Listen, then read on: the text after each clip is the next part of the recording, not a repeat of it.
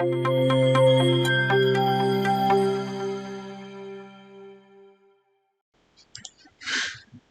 bonjour mes très chers abonnés, bienvenue dans cette nouvelle vidéo. Aujourd'hui, on va voir la liste des collèges non subventionnés par le gouvernement canadien.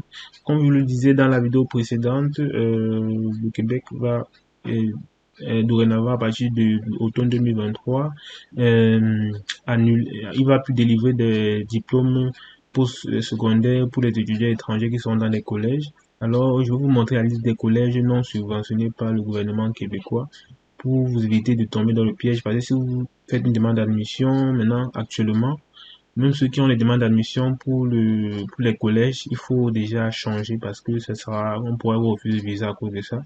Parce que après vos études, vous n'aurez pas de diplôme reconnu par le gouvernement canadien. Donc, c'est pour ça que je vais vous présenter la liste la liste des établissements privés non subventionnés par le gouvernement canadien. Alors, vous allez tout simplement sur Google, vous tapez liste des collèges du Québec non subventionnés. Alors, ça vous amène ici, vous descendez là, vous cliquez sur établissement non subventionné. Ça vous amène sur cette page-ci. Lorsque vous êtes sur cette page, ça vous présente établissement privé non subventionné et vous tombez ici. Ici, vous avez la liste des collèges non subventionnés par le gouvernement canadien. Alors, ici, ce sont les établissements dont vous ne devez pas faire une demande d'admission. Parce que si vous faites une demande d'admission ici, vous risquez d'avoir un refus de visa parce que le gouvernement dit qu'il ne va plus reconnaître les diplômes de ces collèges-là pour les étudiants étrangers. Donc, c'est à éviter absolument.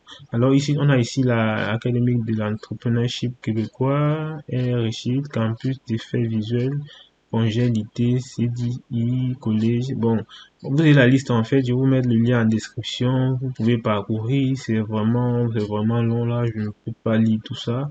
Institut Élite de Montréal, il y en a tellement. Donc, voici la liste.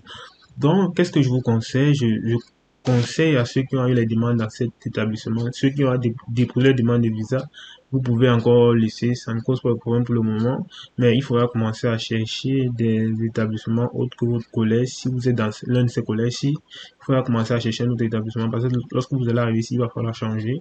Et pour ceux qui sont encore de demander les demandes d'admission dans les universités, dans les collèges, il va falloir éviter ces collèges-ci.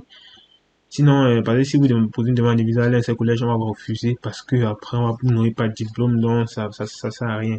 Donc, vraiment, c'est à éviter. C'est pour ça que je tenais à faire cette vidéo sur aujourd'hui parce que je sais qu'il y a beaucoup de personnes qui sont en train de faire des demandes d'admission et,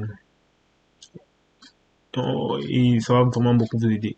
Alors, on compte 46 établissements, donc ça fait vraiment beaucoup. Donc, il faut vraiment faire attention. 46, c'est énorme. 46 c'est vraiment énorme. Donc il faut vraiment faire beaucoup attention. J'espère que la vidéo aussi va vous aider et n'hésitez pas à liker, à mettre un pouce bleu. Ici c'était Jordan Kamaku dans Parcours de Génial. Ciao, ciao.